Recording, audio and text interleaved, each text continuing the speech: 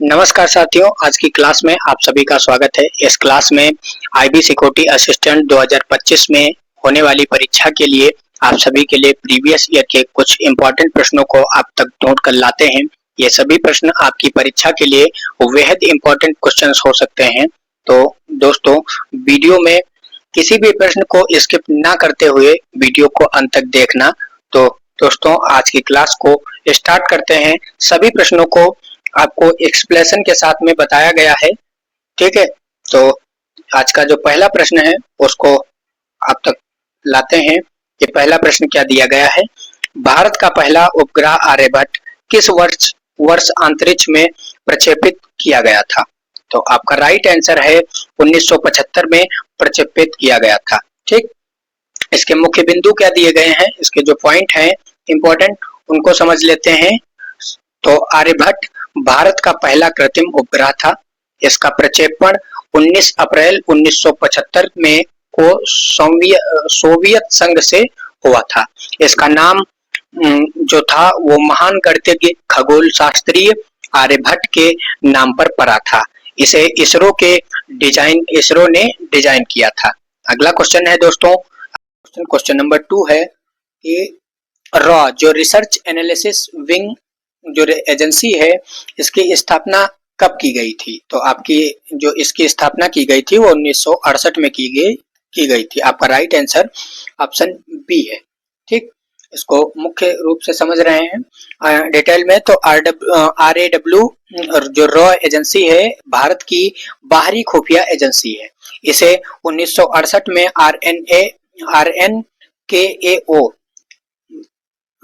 RN काओ ने स्थापित किया था, ठीक है। मुख्य कार्य विदेशी खुफिया जानकारी जुटाना इसका मुख्य कार्य होता है। इसका मुख्यालय जो होता है वो दिल्ली में है, नई दिल्ली में है, ठीक। तीसरा नंबर क्वेश्चन है फ्रेंड्स, संविधान की किस अनुसूची में भाषाओं का उल्लेख किया गया है?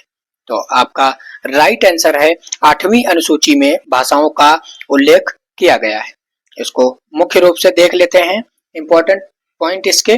तो 8वीं अनुसूची में भारत की भाषाओं का उल्लेख किया गया है।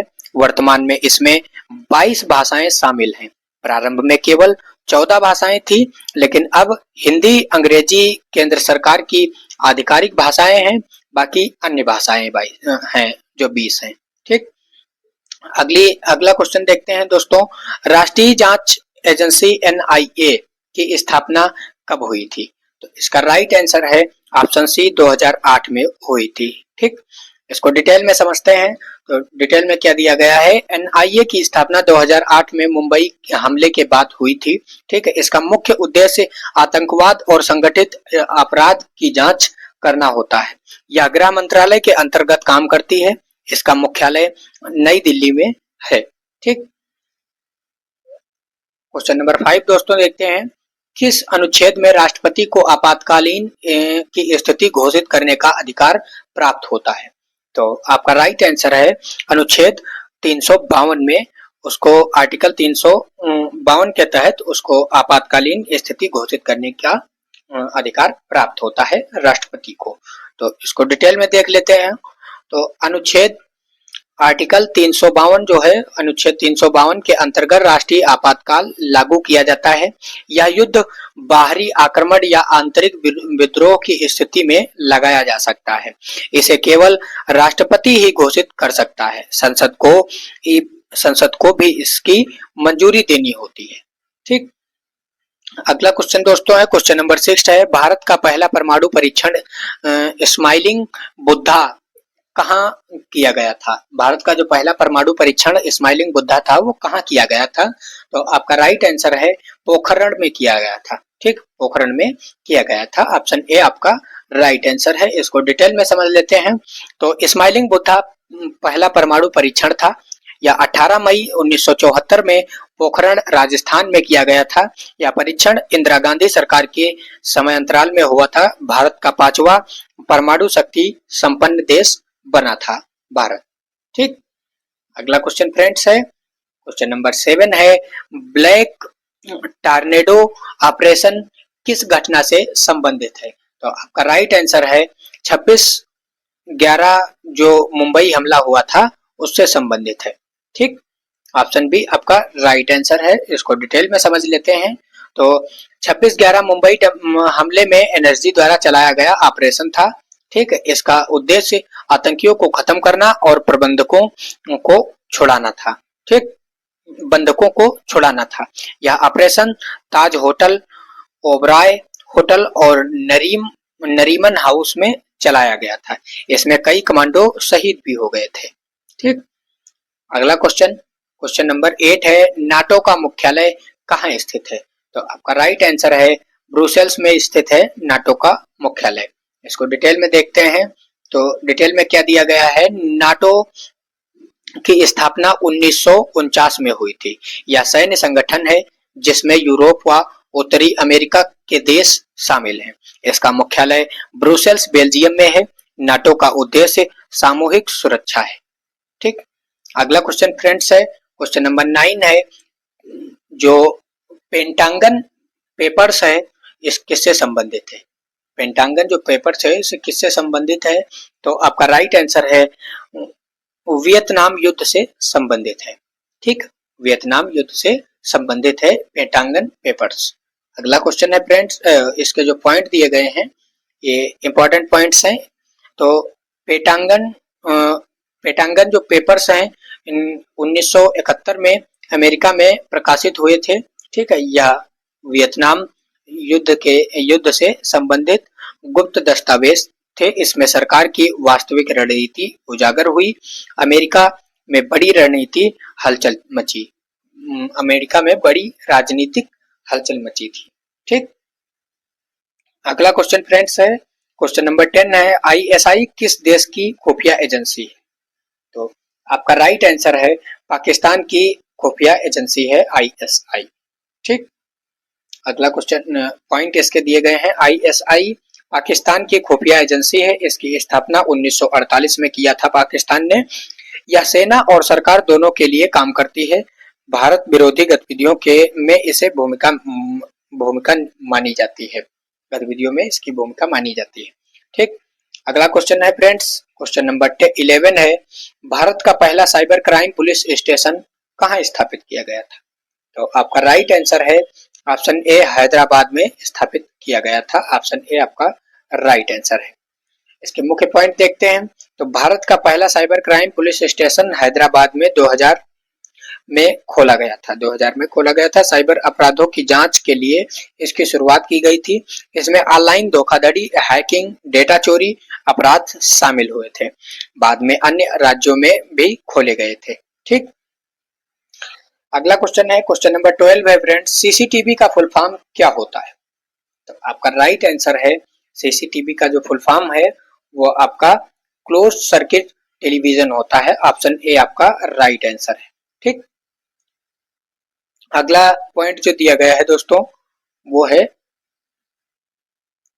सीसीटीवी का उपयोग निगरानी के लिए किया जाता है। ठीक, सीसीटीवी का जो उपयोग किया जाता है वो निगरानी के लिए किया जाता है।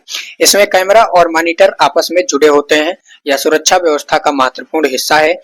इसके उपयोग ट्रैफिक कंट्रोल और अपराध रोकथाम में भी होता है। ठीक, अगला क्वेश्चन फ्रेंड्स है, क्वेश्चन नंबर 13 है, भारतीय खुफिया एजेंसी आईबी की स्थापना कब हुई थी?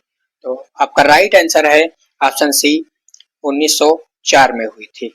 ठीक है, ऑप्शन सी आपका राइट आंसर है। भारतीय खुफिया एजेंसी की 1904 में स्थापना हुई थी। इसके मुख्य बिंदु देख लेते हैं, इंपॉर्टेंट पॉइंट्स। तो आईबी इंटेलिजेंस ब्यूरो की स्थापना 1904 में ब्रिटिश शासन के काल में हुई थी। ठीक है, यह ब्रिटिश शासन या दुनिया की सबसे पुरानी खुफिया एजेंसी में से एक है। इसका मुख्य कार्य आंतरिक सुरक्षा और खुफिया जानकारी को जुटाना होता है और स्वतंत्रता के बाद यह भारत सरकार के अधीन आ गई थी।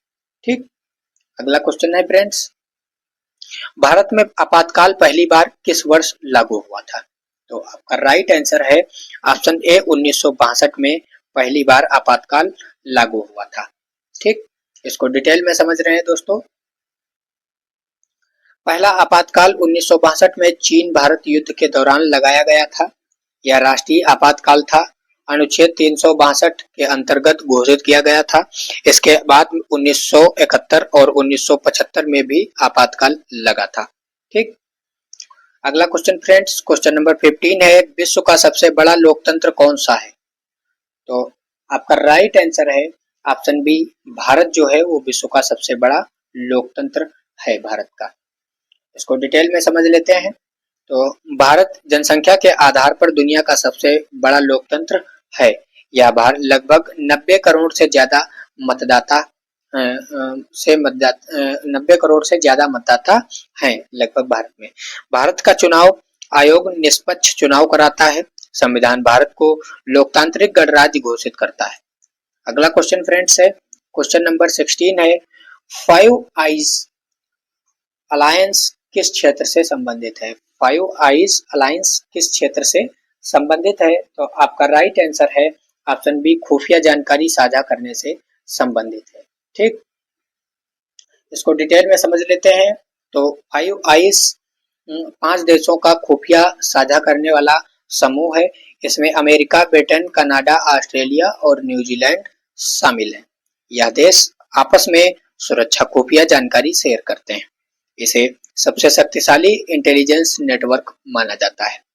अगला क्वेश्चन है फ्रेंड्स, क्वेश्चन नंबर 17 है, संविधान के किस अनुच्छेद के अंतर्गत गोपनीयता का अधिकार जोड़ा गया है? ठीक है, तो क्वेश्चन नंबर 17 का जो राइट आंसर है वो अनुच्छेद 21 के तहत गोपनीयता का अधिकार जोड़ा गया है संविधान में। इसको डिटेल में समझ लेते हैं। तो 2017 में सुप्रीम कोर्ट ने गोपनीयता के अधिकार को मूल अधिकार मान लिया है। यह अनुच्छेद 1921 जीवन और व्यक्तिगत स्वतंत्रता का अधिकार के अंतर्गत आता है। इसका मतलब है कि नागरिकों की निजी जिंदगी सुरक्षित है। डिजिटल युग में यह अधिकार बहुत महत्वपूर्ण हो गया है। अगला क्वेश्चन फ्रेंड्स है, क्वेश्चन नंबर 18 है, ऑपरेशन ब्लू स्टार किस वर्ष हुआ था? आपका राइट आंसर है 1984 में हुआ था operation blue star. Option C आपका राइट आंसर है। अगला इसका जो पॉइंट दिया गया है दोस्तों, मुख्य पॉइंट क्या है इसको डिटेल में समझ लेते हैं। ऑपरेशन ब्लू स्टार 1984 में अमृतसर के स्वर्ण मंदिर में चलाया गया था। इसका उद्देश्य अलगाववादी नेता भिंडरावाले और उसके समर्थकों को हटाना था। यह ऑपरेशन सेना द्वारा किया गया था। इसके बाद प्रधानमंत्री इंदिरा गांधी की हत्या भी हुई थी। ठीक, अगला क्वेश्चन है फ्रेंड्स, 19 नंबर क्वेश्चन है, राष्ट्रीय मानवाधिकार आयोग NHRC की स्थापना कब हुई थी? आपका राइट आंसर है ऑप्शन बी 1993 में हुई थी। इसको डिटेल में समझ लेते हैं। तो NHRC की स्थापना 1993 में की गई थी। यह मानवाधिकारों की रक्षा और उल्लंघन की जांच करता है।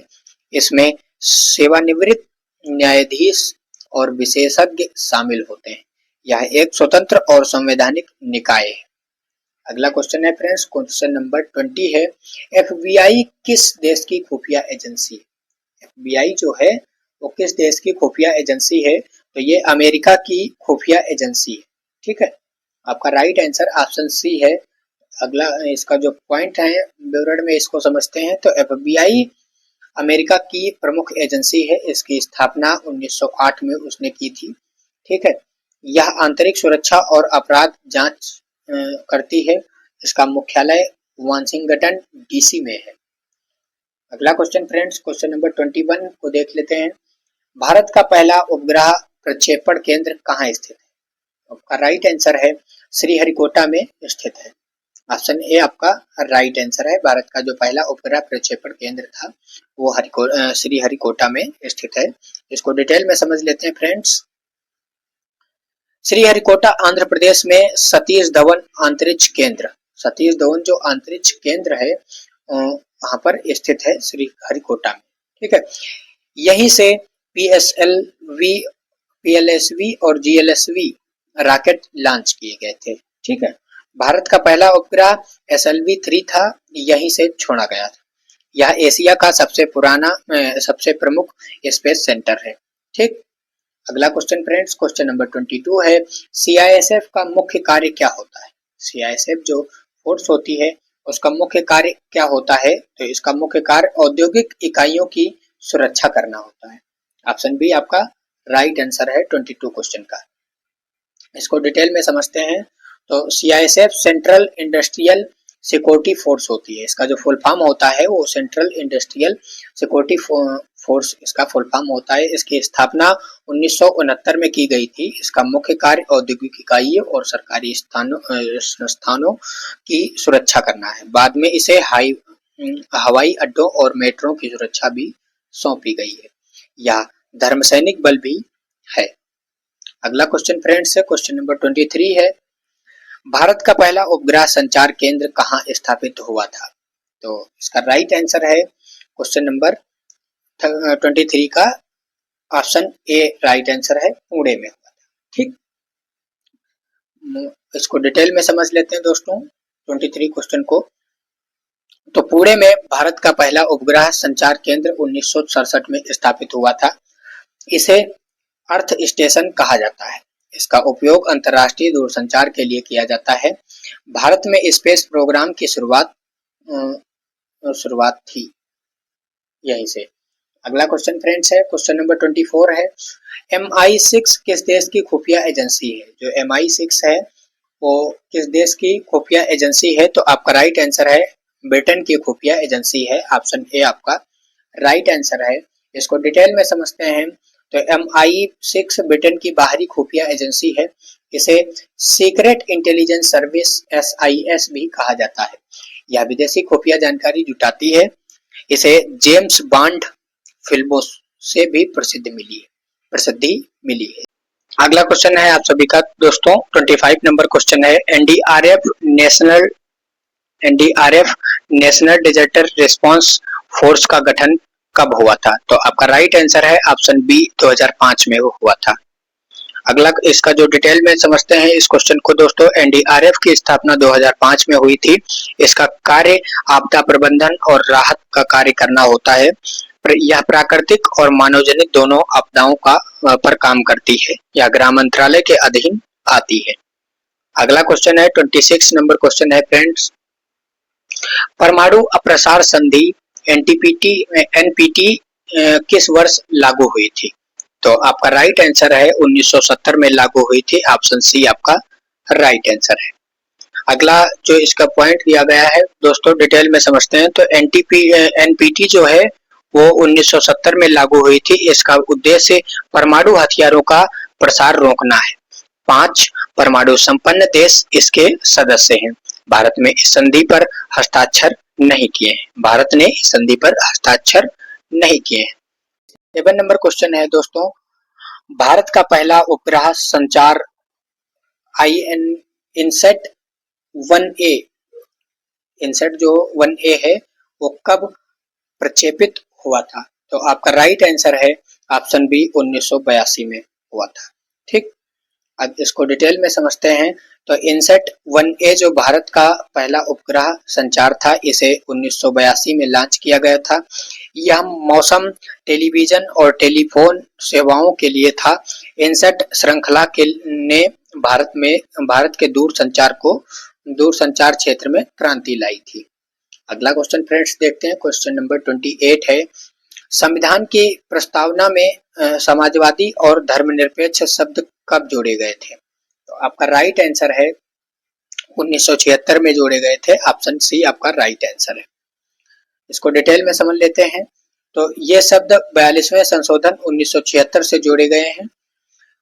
यह संशोधन इंदिरा गांधी सरकार के समयांतराल में जोड़ा गया था। समाजवादी का अर्थ है समान अवसर और समानता। धर्मनिरपेक्ष का अर्थ है सभी धर्मों को समान मानना। ठीक, 29 नंबर क्वेश्चन है फ्रेंड्स आप सभी का, यूएनएससी में कुल कितने स्थायी सदस्य होते हैं? तो आपका राइट आंसर है 5 सदस्य होते हैं। यूएनएससी में कुल सदस्य 5 होते हैं। ऑप्शन सी आपका राइट आंसर है। इसको डिटेल में समझते हैं।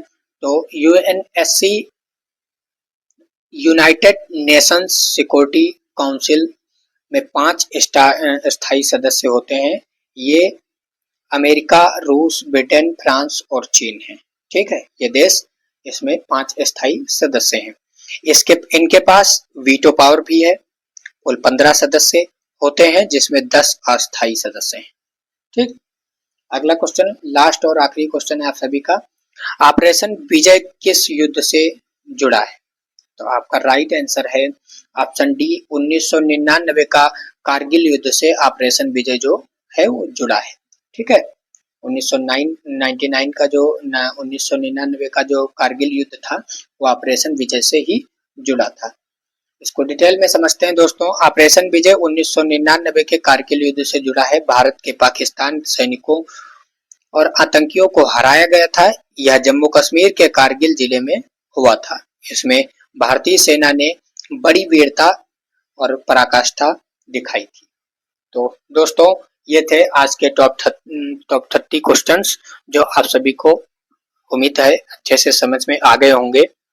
तो दोस्तों अगर वीडियो अच्छी लगी हो तो आप लोग वीडियो को लाइक करें, अपने सभी साथियों के साथ शेयर करें।